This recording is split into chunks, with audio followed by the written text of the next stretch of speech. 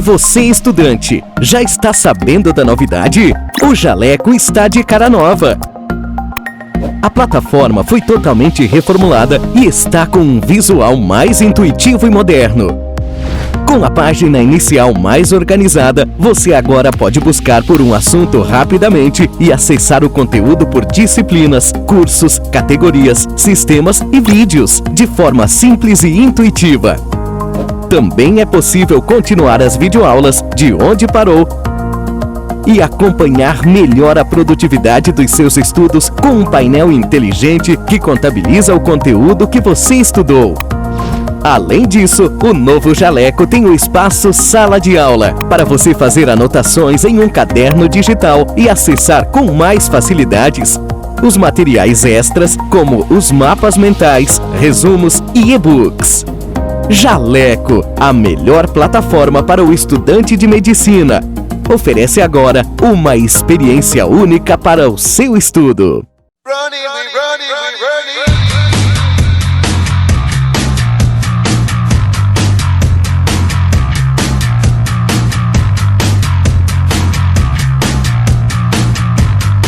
Para apresentar quem que é o Mediaula, para apresentar por que a gente aprova tantos alunos, por que a nossa didática. Assiste uma aula com os tópicos principais que são cobrados na prova. Depois você vai para uma apostila com a apostila no tamanho ideal, com mais de 7.000 questões comentadas. E mais toda a nossa retaguarda com flashcard, com simulados, com provas por especialidade, com aplicativo. Nós estamos aqui para mostrar que você tem uma outra opção para você se preparar para a prova de residência. Meu Deus, será que eu vou fazer isso o resto da minha vida acadêmica nos próximos 30 anos? Quando eu me aposentar, o que é que eu vou ter deixado de contribuição para o meu mundo? E fazendo essa pergunta, eu não tive como sair da resposta. Não, você tem que fazer alguma coisa além da universidade.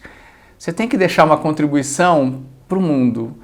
Você tem que transformar a sua pesquisa em alguma coisa que seja útil fora da universidade. Ei, quer aprender inglês de verdade sem sair de casa? Como assim sem sair de casa? Além das aulas presenciais, a Top English também oferece aulas online. Mas essas aulas gravadas não funcionam direito.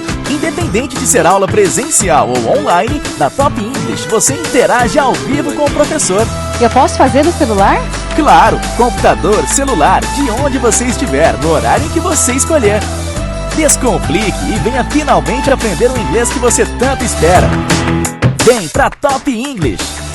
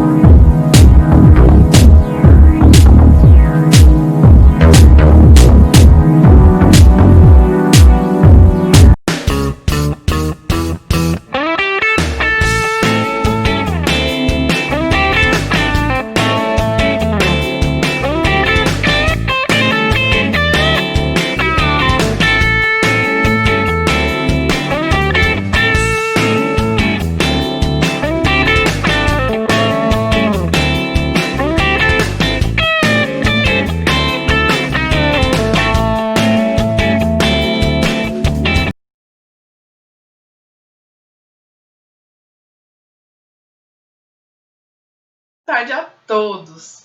Em nome da Liga Acadêmica de Saúde e Biotecnologia da Universidade Federal do Vale do São Francisco, dou as boas-vindas a todos os participantes do primeiro simpósio de Biotecnologia do Vale do São Francisco. Esse é o primeiro evento organizado inteiramente pela ASBTEC, ao vivo e gratuito. Nosso evento está sendo patrocinado por O Biotecnologista, Whitebook, Mediaula, More Programming Academic, Biominas, Janivete, Studs, Top English, S.A. Morangos, Jalecó, Hoje Papelaria e Cursal. E, para a nossa palestra intitulada Agricultura Molecular, Utilização de Sistema Vegetal com Bioreatores na produção de uma proteína recombinante como insumo na saúde de humanos e de outros animais, convidamos a doutora Maria Isabel Florentes Guedes. Bolsista de Produtividade, Desenvolvimento Tecnológico e Extensão Inovadora, possui graduação em Agronomia pela Universidade Federal do Espírito Santo, mestrado em fitotecnia, com área de concentração em virologia vegetal, pela Universidade Federal do Ceará, doutorado em bioquímica, também pela Universidade Federal do Ceará, e pós-doutorado em bioquímica de proteínas e biologia molecular pela Fundação Oswaldo Cruz, a Fiocruz do Rio de Janeiro. Atualmente, Maria Isabel é professora associada da Universidade Estadual do Ceará, no Departamento de Nutrição, e coordenadora do Ponto Focal Ceará do Programa de Pós-Graduação em Biotecnologia, RenourBio. É professora permanente no Programa de Doutorado em Biotecnologia da Rede Nordeste de Biotecnologia e do curso de mestrado em Nutrição e Saúde, CNUS. Tem atuado como consultora ad hoc das Fundações de Amparo de Pesquisa do Estado de Pernambuco, a FACEP, do Estado do Maranhão, FAPANEMA, Minas Gerais, FAPEMIG e Ceará, FUNCAP. E também para o Ministério da Saúde no Conselho Nacional de Desenvolvimento Científico e Tecnológico, a CNPq. Líder do Grupo de Pesquisa e Inovação em Biotecnologia em Saúde, tem experiência na área de virologia, imunologia, bioquímica molecular e biotecnologia, com ênfase no curso de Sistema Vegetal para a produção de proteínas recombinantes, com ênfase na área médica, visando a produção de vacinas e desenvolvimento de kits e diagnósticos. Realiza pesquisas fundamentais sobre os processos de clonagem e produção de proteínas recombinantes, utilizando sistemas vegetais e microbiológicos. É isso. Agora, gostaria de informar que a presença dos participantes inscritos será contabilizada via credenciamento na plataforma E23, ou também do formulário. E aqueles que tiverem no mínimo 75% de presença nas palestras irão receber o certificado após o término do evento. As dúvidas que surgirem durante as palestras serão respondidas nos comentários. E desejamos todos uma ótima palestra. Boa tarde a todos. Hoje eu vou mostrar para vocês um pouco sobre a agricultura molecular, que consiste na utilização de um sistema vegetal como bioreatores na produção de proteínas recombinantes como insumos na área de saúde de humanos e de outros animais. A agricultura molecular teve início há uns 30 anos, quando Riat e colaboradores, em 1989, produziram um anticorpo recombinante em plantas transgênicas de tabaco. De lá para cá, vários pesquisadores também resolveram trabalhar utilizando essas plantas como biofábricas. Em seguida, então, Simmons e colaboradores produziram albumina sérica humana em plantas de tabaco, batata e culturas de células vegetal. Então, com isso, ficou provado que as plantas eram fábricas promissoras para proteínas recombinantes, para diversas aplicações, tanto na indústria têxtil, como na indústria alimentícia, como na farmacêutica, de uma maneira geral.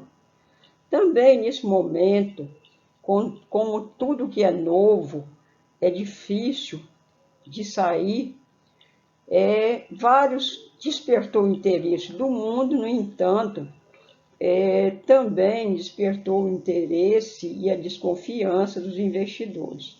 E nesse momento, cada pesquisador procurava apresentar a sua planta. Um queria usar milho, outro queria usar tabaco, outro queria usar cana-de-açúcar, outro aqui no Ceará queria usar feijão de corda. Então, foi um momento assim, de desentendimento entre a comunidade científica com relação a que planta deve ser usada para transformar as plantas numa fábrica competitiva de produção de proteína recombinante. Então, mesmo assim, com a desconfiança de investidores que já tinham um sistema de procarioto com a E. coli e células de mamífero, como as células de ovário de hamster chinês, já padronizado, investir num sistema totalmente novo. Mas, mesmo assim, a Prodigene, nos Estados Unidos, resolveu apostar na produção de proteínas numa fábrica no Colorado, uma grande fábrica. Então, produziu a vidina em milho e com milho transgênico. Então, qual foi o problema da Prodigene?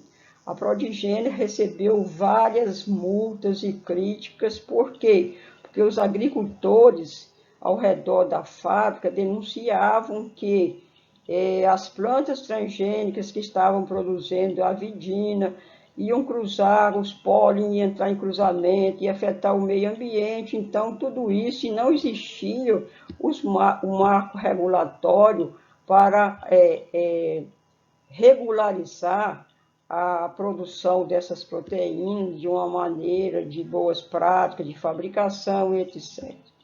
Então, essa empresa conseguiu provar que o sistema era economicamente viável, porém, essa fábrica fechou. Por quê? Não por a falta de recursos econômicos e nem por falta de produção. Simplesmente a fábrica fechou pelo tanto de multa que recebeu. Então, depois veio, nessa mesma época, veio a Venture Bioscience, que produziu também a vidina e a albumina sérica em arroz. E esses dois produtos, a vidina e a albumina sérica humana, estão ainda no mercado hoje. Quem comercializa é a Sigma, que comercializa essas proteínas recombinantes. Então, dando continuidade, foi necessário o desenvolvimento de várias tecnologias, diferentes tecnologias para atender a demanda do mundo com relação às proteínas recombinantes. Então, primeiro a tentativa com as plantas transgênicas, os pesquisadores compreenderam que embora a planta transgênica seja promissora, tinha que enfrentar diferentes problemas com relação à regulamentação da legislação de cada país. Então, foi desenvolvida diferente tecnologia e de lá para cá, essas proteínas, os cientistas e as fábricas passaram a utilizar o que? Cultivo em estufas, onde é um ambiente controlado, de temperatura controlada e que não tem as críticas do meio ambiente e o risco do meio ambiente. Também onde podemos utilizar diferentes substratos ou o plantio hidropônico e solo esterilizado, substrato esterilizado. Então, facilitou a instalação de fábricas e de pesquisas consolidadas com relação à utilização das plantas como fábricas de proteínas. Então, por que produzir proteínas em plantas? Se existem os sistemas procarioto, como da Escherichia coli, ou as células de mamífero, que já é considerado padrão, que é a célula de ovário de ramos chinês. Então, uma das principais vantagens, várias das principais vantagens da utilização de plantas são não permissiva a patógeno humano, ou seja, uma planta ela não é infectada com doenças humanas. Então, isso já é uma grande vantagem em relação aos demais sistemas de célula de mamífero, de ovo embrionado, que pode levar doenças desses animais para o ser humano. Com relação também ao uso do ovo embrionado, muitas pessoas apresentam reações alérgicas à proteína do ovo. Então, outra vantagem, baixa exigência para o cultivo. Então, enquanto os outros sistemas para cultivar, você precisa de um bioreator, cultivo de célula, antibiótico, um laboratório mais sofisticado, a planta precisa de uma casa de vegetação fechada e nada mais. Então, a planta precisa de sol e água. Então, ela vai fazer tudo. Ela não vai usar antibiótico, ela não vai usar nada que vai contaminar o ambiente. Também não precisa de inseticida, porque ela está dentro de uma estufa fechada. O menor custo para escalonamento. Então, é muito mais barato você instalar uma fábrica de produção de proteínas recombinantes utilizando o sistema vegetal do que instalar bioreatores para a cultura de células. Curto tempo da resposta frente a surtos e armas biológicas. O sistema vegetal permite uma rapidez na produção. Por exemplo, após a inoculação em uma planta, com 5 dias você já tem as proteínas produzidas. Dependendo da quantidade necessária, você pode inocular 100 plantas ou milhares de plantas e ter toneladas de folhas para extrair sua proteína. Então, com isto, ela se tornou uma arma fácil, uma tecnologia vantajosa para responder a surtos e armas biológicas. Assim, ela tem sido vista pelo mundo científico. Então, outra vantagem das plantas é a produção de proteínas complexas, porque nós sabemos que os procariotos, como a E. coli, ela não faz glicolização, e muitas proteínas, para manter a sua função biológica, ela necessita de ter uma conformação estrutural correta. Então, as plantas, elas produzem proteínas iguais ou muito parecidas com as proteínas produzidas por nós humanos e outros mamíferos. Então, isto é uma grande vantagem com relação às plantas, porque elas também são eucariotas, elas produzem as plantas com vantagem, elas acumulam muito na folha da célula e, além disso, ela tem um sistema com menor impacto ambiental, como eu falei no início, que a planta transgênica trouxe crítica, mas as plantas, as outras tecnologias desenvolvidas resolveram este problema que eu vou falar daqui para frente. Então, o baixo custo da produção de proteína nos mostra que você produzir proteínas em plantas é 4 a 5 vezes menor do que o custo em bioreatores. Ou seja, se você for utilizar o sistema de fermentação, você vai gastar 4, 5 vezes a mais do que você usar um sistema de produção de proteína em planta. Isso eu falando de custo de planta industrial. Então, como usar uma planta, transformar uma planta de nicotiana, bentamiana, um feijão de corda ou um pé de milho em uma fábrica de proteína do seu interesse? Então, como eu já disse inicialmente, você pode usar as plantas transgênicas, que apresentam grandes vantagens se a legislação permitir, se você conseguir aprovar em todos os órgãos regulatórios. A planta transgênica apresenta vantagem e desvantagem. A cultura de células pode ser usada também em célula vegetal. Tem célula hoje, célula comercial, célula de cenoura, célula de tabaco, diferentes células que você pode utilizar no laboratório. Você pode usar também só o cloroplasto da planta. E o outro sistema que é mais utilizado é a produção transiente, que significa você produzir transitoriamente a sua proteína, mas a planta não é uma planta transgênica. Então, para você utilizar a planta transgênica, só um breve relato, você vai inserir num plasmídio, que é o plasmídio da Agrobacterium tumefaciens, que contém esse plasmídio, e onde você vai inserir, que foi desenvolvido o plasmídio TI, que é, até hoje, o mais utilizado é o TB322. Então, esse plasmídio, você transforma esse plasmídio, depois coloca em pedacinho, em cultivo de vegetal, no laboratório, dentro do meio, uma placa de PET, contendo os meios de cultura necessários, os antibióticos. Então, quando essa plantinha começa a desenvolver, você pega essa planta, leva ainda no laboratório, para um gel com nutrição para a planta, e depois que a planta se regenera, aquelas plantas que passaram por esse processo de seleção, elas são plantas transgênicas que vai para o campo. Então, tem várias vantagens, porque uma vez transformada uma planta transgênica, por toda a vida ele vai produzir sua proteína de interesse.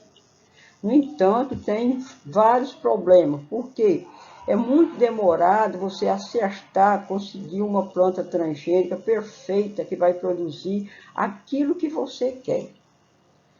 Daí, quando se compara com a expressão transiente, que é um sistema mais rápido, que é o que atualmente a maioria utiliza, inclusive nós no laboratório de biotecnologia da UES utilizamos esse sistema. O que consiste a expressão transiente? Consiste em utilizar também um plasmídio que você vai inserir a sequência gênica que você interessa. Então, por exemplo, vamos pegar aqui a sequência do vírus do envelope da dengue. Vou colocar nesse plasmídio, esse plasmídio pode ir para a agrobactéria tumefácea ou para a E. coli, porque ele é um vetor binário. Então, antes eu devo explicar que esses vetores foram desenvolvidos de vírus que infectam a planta e hoje eles foram evoluindo e hoje são vetores altamente eficazes para você fazer essa transformação rápida.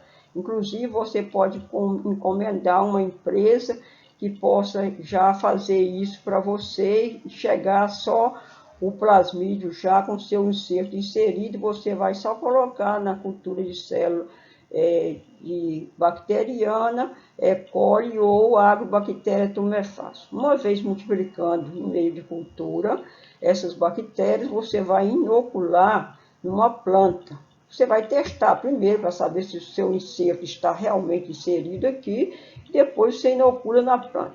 Uma vez inoculada na planta, até 5 dias, nós testamos a eficácia até o 9º dia, mas o pico de produção de proteína foi o 5º dia para a maioria das proteínas que produzimos no laboratório. Depois é só fazer a purificação da proteína, que não é só fazer a purificação, é bastante trabalhoso purificar uma proteína de uma folha. Então, a expressão transiente não depende da integração cromossômica da planta. Então, não é uma planta transgênica. A planta vai produzir minha proteína e quando a planta foi colhida e morreu, acabou o ciclo da proteína recombinante. Cada vez que eu for produzir a proteína, eu tenho que repetir esse processo. No entanto, quando você usa transgênica, a planta fica eternamente passando para a sua progenie esse inserto que você colocou no seu genoma. Então, este sistema depende, então, só de entrega imediata por agrobactéria, via um vetor que infecta a planta também. Então, a expressão da maquinaria do vírus, que passa a ser utilizado de vírus de DNA e de RNA. Então, dessa maneira, dando continuidade, nós no Laboratório de Biotecnologia da UES trabalhamos com esse sistema transiente. Então, aqui eu vou mostrar para vocês que uma inoculação da planta, o nosso inserto já, nesse caso aqui é uma proteína fluorescente. Então, nesse momento aqui, depois de tudo transformado, como eu mostrei no slide anterior, meu inserto foi inserido no meu plasmídio, coloquei na agrobactéria, eu pego a cultura de célula de bactéria e inoculo aqui na planta. Eu posso inocular com uma seringa, então cada ponto inoculado, vocês estão vendo aqui que ocorreu a produção da proteína fluorescente, como está mostrando aqui. Ou eu posso inocular também, fazer uma inoculação a vácuo, que rende mais. Eu inoculo várias plantas e aumenta a produção. Vocês estão vendo aqui que a planta toda, com 5 dias, ela está toda fluorescente. Então, isso significa que a planta está obedecendo o que nós mandamos, está produzindo a proteína fluorescente em um curto período de tempo.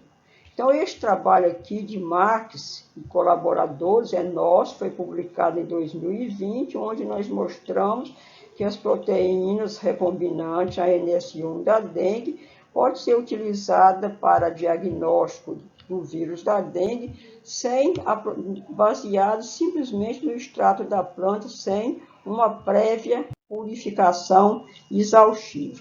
Então, dando continuidade aqui, inicialmente você tem que cultivar a planta. No início eu comecei a usar feijão de corda, mas depois todo o mundo passou a utilizar a nicotiana bentamiana, todo mundo começou a utilizar essa planta pela facilidade que ela tem de purificação. E também não é uma planta tão fácil de cultivar como feijão de corda, a Vigniculata, mas é uma planta que te dá um rendimento muito bom de proteína. Então, inicialmente você cultiva a planta, depois você prepara seu inserto, que não apareceu aqui, depois você inocula e purifica e faz só a caracterização bioquímica da sua proteína.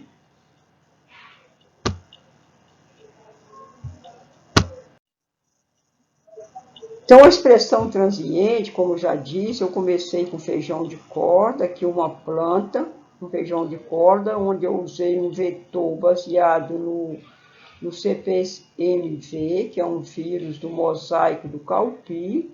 Então, nesse vetor aqui, eu fiz uma inoculação direta na folha, e a planta foi sistemicamente infectada. Da mesma forma, eu inoculei também na nicotiana tabaco também. E depois fizemos a purificação, o Western blotting aqui, só mostrando isso daqui, que também gerou um trabalho que foi uma proteína do domínio 3 do envelope do vírus da dengue. Então, a produção de proteína, como eu falei com vocês, tem várias vantagens. Inicialmente, no laboratório, nós começamos a inocular dessa forma, com a seringa. É um sistema totalmente seguro, você inocular com a seringa. Também é produtivo, mas para ir para a escala comercial é inviável. Então, um pós-doc do laboratório desenhou esta máquina, que inocula 100 plantas por minuto. Então, ela é automatizada e inocula 100 plantas por minuto, porque nós pretendemos ir para a escala comercial. Então, quando você pensa em escala comercial, você tem que pensar numa estufa grande, que comporta um grande número de plantas, e também você ter um sistema de inoculação eficiente. Então, essa máquina aqui é eficiente e é nossa. É uma máquina que foi totalmente desenvolvida por nós, junto com o engenheiro de São Paulo. Então, só lembrando para vocês da importância das proteínas recombinantes, hoje, 1/3 dos biofármacos utilizados são proteínas recombinantes. Então, a primeira proteína recombinante que foi liberada foi em 1982, que foi a insulina humana produzida em E. coli, e até hoje ela é utilizada no tratamento de diabetes. Antes desse período, o que era que acontecia? Tinha que tirar a insulina de pâncreas de suínos. Então, vocês percebem que a tecnologia do DNA recombinante trouxe, assim, grandes benefícios para a humanidade. Uma delas, essa primeira aqui, é a utilização de uma insulina limpa, embora seja produzida por E. coli, por uma bactéria. Então, tem vários outros sistemas que já estão produzindo proteína, mas ainda não chegaram no mercado ainda, outras proteínas recombinantes. Então, a produção de proteína recombinante, como biofármaco, aponta uma necessidade enorme. Então, vários sistemas de biofármacos que estão sendo desenvolvidos são muito bem-vindos. Por quê? devido à necessidade de proteínas mais complexas, como eu disse. A produção de um anticorpo precisa da glicosilação. O anticorpo é uma proteína complexa, tem que manter o sítio ativo do anticorpo de ligação ao reconhecimento a um antígeno. Uma enzima precisa manter a sua atividade. Então, necessita de sistemas mais sofisticados que dê mais segurança para a produção dessas proteínas. Também é um mercado promissor. 87% dos produtos biofarmacêuticos aprovados de 2014 a 2018 são de proteínas recombinantes para uso humano. Então, 87,3% nesse período foram proteínas recombinantes. E a projeção do mercado para 2022 está estimada em 2,8 bilhões de dólares. Então, as proteínas terapêuticas, como anticorpos, vacina, enzimas, citocinas, têm sido apontadas como promissoras as que são produzidas em sistema vegetal. Várias vantagens, que não dá para falar de todas aqui. E as proteínas também de aplicação industrial, como indústria de alimentos, indústria têxtil, indústria farmacêutica. Então, tem várias, a aplicabilidade é infinita. Também o foco em biofármaco de alto valor agregado e não só em proteínas técnicas ou para diagnóstico. Então, muitos anticorpos recombinantes ou de fragmentos de anticorpos podem ser produzidos no laboratório. Então, você pode produzir um anticorpo monoclonal, pode produzir um anticorpo previamente delineado, pegar de um banco de anticorpos e colocar na planta. Isso aqui é um anticorpo ZMapp, que é um anticorpo que foi produzido contra o vírus Ebola. É um complexo de 3 anticorpos monoclonais que foi produzido pela Medicago na última epidemia do Ebola. Então, esse anticorpo foi liberado rapidamente pela FDA e conseguiu bloquear a epidemia e a morte de pessoas. Então, esse é um anticorpo promissor e mostrou que esse sistema vegetal pode responder rapidamente a uma epidemia. Então, também proteínas candidatas vacinais. Então, as proteínas são produzidas no sistema vegetal, são mais imunogênicas, mantêm sua conformação estrutural, seus epítopos de interesse. E proteínas humanas também para reposição, como albumina, lipase e outras enzimas de reposição para a saúde humana estão sendo produzidas. Aqui eu trouxe para vocês a glicocerebrosidase, que é uma enzima para o tratamento da doença de Gaucher, que é uma reposição dessa enzima que a pessoa portadora dessa doença tem essa deficiência. Então, ela foi produzida pela Protálica de Israel, mas hoje a Fiocruz, o governo brasileiro, comprou essa tecnologia. Essa proteína é produzida pela Fiocruz e comercializada.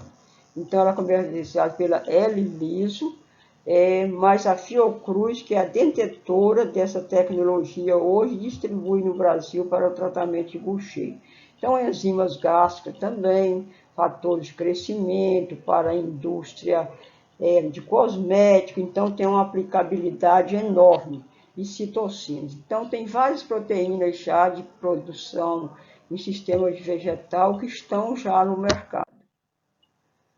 Então, essas proteínas, como eu disse, devido às críticas e ter já também um sistema padrão, considerado padrão ouro, como a E. coli e as células de ovário de hamster chinês produzindo proteínas, nós focamos em nichos isolados.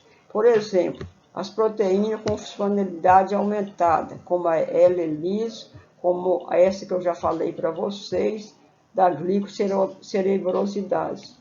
Então, também, vacinas orais para o mercado veterinário e humano também. Existe uma menor necessidade de purificação para usar essas proteínas como vacinas orais. O bioencapsulamento natural que a planta induz na proteína produzida. Então, as proteínas que são produzidas em plantas, elas são imunogênicas através da rota oral, porque elas são protegidas por substâncias da própria planta e apresenta maior imunogenicidade. Também, e pensamos também em comunidades isoladas também, que não usam produtos animais ou tem restrições alimentares, que não pode usar proteína de produção animal, então tem várias vantagens. Então, essa rápida resposta do ZMapp para o ebola, como trouxe, também despertou mais interesse de empresas, inclusive financiado pelo setor público. Então, existe na quinta fase, já está na quinta fase, na fase 5 de avaliação, uma vacina para influenza, onde inclui 4 sorotipos do vírus H1, do vírus da influenza, o H1N1, e que deve ser liberada rapidamente para o uso para um mercado de uma maneira geral. Então, a expressão transiente é de fácil escalonamento, como eu tenho mostrado aqui. Então, se tudo aqui eu estou falando da produção transiente, não da proteína recombinante de plantas transgênicas. Então, esses nichos de mercado, vamos pensar, produção livre de animais, a comunidade religiosa, os veganos, as pessoas que têm alergia a proteínas de animais. Então, são nichos promissores para você investir nessa produção de proteína em sistema vegetal. Então, as pessoas que são veganas não consomem nada de origem animal. Então, muitos vegetarianos também, isso aqui vai facilitar a alimentação e o uso de medicamento para essas pessoas que não querem usar proteína de origem animal. E com alergia também, principalmente as vacinas. As proteínas também para outras aplicações de diagnóstico, doenças negligenciadas, como zika, dengue, chikungunya, e etc. E nós necessitamos do caráter regulatório mais simples comparado ao uso terapêutico. Então, quando você vai fazer um medicamento, uma vacina em animal, célula animal, ou um vírus atenuado, você vai passar por órgãos regulatórios mais exigentes, enquanto quando você vai produzir em sistema vegetal, o caráter regulatório deve ser mais simples. O Brasil ainda não tem isso estabelecido, mas os outros países têm sido mais flexíveis com a regulação de proteínas produzidas em sistema vegetal quando comparado com o animal. Então, daqui para frente, eu vou mostrar para vocês o trabalho do nosso laboratório, que é proteínas produzidas no nosso laboratório, que é o Laboratório de Biotecnologia e Biologia Molecular da UES. Então, aqui eu mostro para vocês que duas proteínas, a K39 e a RASP, de leishmania visceral. Então, no início eu disse para vocês que existe um gargalo na purificação das proteínas. Então, para isso, tem várias técnicas, mecanismos para você burlar essas dificuldades. Então, nessas proteínas aqui que nós produzimos, nós conseguimos inserir caudas de hidrofobina e de elastina para facilitar a produção, como vocês estão vendo aí. Então, a leishmania é um patógeno de grande importância na saúde pública, tanto humana como animal. Essas duas proteínas que nós conseguimos produzir e purificar sem o uso de cromatografia ou de qualquer outro sistema mais sofisticado, nós mostramos que ela tem uma sensibilidade de 90,7% e especificidade de 97,5%, que é superior ao kit de diagnóstico de Calazar ou da Leishmania, produzido por Biomanguinhos. Então, aqui no gráfico, vocês podem observar que tem vários, que o soro, essa placa foi sensibilizada com a proteína K39, e aqui são soros de cães com Calazar, já fornecido pelos centros zoonoses, que foram todos positivos no teste de Biomanguinhos. Então, vocês estão vendo aqui que tem vários que deram positivo no teste Biomanguinho, que são negativos no nosso teste. Então, o que mostra aqui? Que as proteínas produzidas em plantas, elas apresentam maior sensibilidade, apresentam uma sensibilidade e uma especificidade que permite diferenciar o cão saudável do cão doente. Então, todos esses cães que estão positivos estão aqui. Isso aqui são os que realmente são cães que estão saudáveis, não tem sintoma da doença. Então, dando continuidade a essa pesquisa, nós mostramos que em apenas 16 gramas de tecido foliar, possibilitou o diagnóstico de 9.000 cães, dá para testar 9.000 cães. E o inquérito, para fazer um inquérito sorológico no município de Fortaleza, com a média de 225.000 cães por ano, nós gastaríamos 100 a 125 plantas. Isto aqui é um custo baixíssimo. Então, para fazer um inquérito sorológico de 220.000 cães, nós vamos gastar de 100 a 125 plantas. Então, é uma quantidade mínima quando comparando com os kits de diagnóstico que tem no mercado, que são caros. Então, aqui é outra proteína que nós produzimos também em plantas, que é para diagnóstico diferencial do Zika. Então, aqui nós estamos mostrando a placa sensibilizada com a proteína NS1 do Zika. Aqui são os pacientes do LACEN que apresentaram, que são positivos, IgM positivo. Esses aqui são os pacientes que são IgM positivo para dengue, e esse daqui é dengue negativo, e esse daqui é um anticorpo monoclonal comercial, e esse daqui também. Então, o que eu mostro aqui? Isso aqui são os soros dos pacientes. Nós estamos mostrando que os pacientes que são positivos para Zika e os positivos para dengue, o de dengue, eles não reconheceram a nossa proteína. Embora 3 pacientes positivos para Zika apresentaram negativos aqui, negativaram, não reconheceram a proteína NS1 do Zika. Então, isso significa que o teste está errado? Não. Muitas das vezes, o baixo pico de IgM aqui deu positivo no ELISA do LACEN, mas pode a pessoa não estar com doença, com Zika. Por quê? Porque existe uma grande dificuldade de diagnóstico desses flavivírus pelas reações cruzadas que eles fazem. Então, o paciente está com dengue, pode reagir com Zika e assim por diante.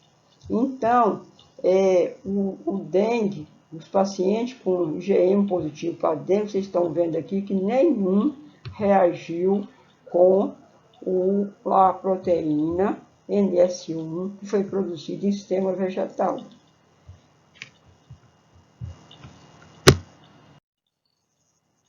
Então, eu agradeço a oportunidade, o convite pelo meu ex-aluno, professor Marlos Gomes, e quero agradecer à incubadora da UES, que nos permitiu abrir uma empresa e dar continuidade aos nossos sonhos, agradecer a FINEP, CNPq e a Univasf pelo convite. Aqui é um pouco do laboratório, dos pesquisadores que estão atualmente no laboratório. Muito obrigada a todos vocês. Eu quero agradecer também a Green Bean, que é a empresa que nós criamos. Muito obrigada.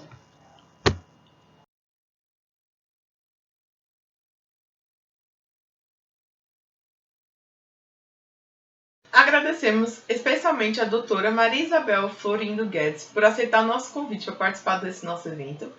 Lembrando que esse evento estará sendo realizado com o apoio da Universidade Federal do Vale do São Francisco e da Pró-Reitoria de Extensão, a PROEX. E que para todos os participantes que estiverem inscritos nesse evento e tiverem interesse de receber o certificado, é necessário uma presença mínima de 75% nas palestras e atividades. Além disso, é necessário realizar o credenciamento na plataforma 3 ou através de um formulário. Gostaria de avisar a todos que estamos realizando um sorteio na nossa página do Instagram, que é @lasvitec. Não deixe de participar e também fiquem atentos à nossa programação. Aproveitem e boa tarde!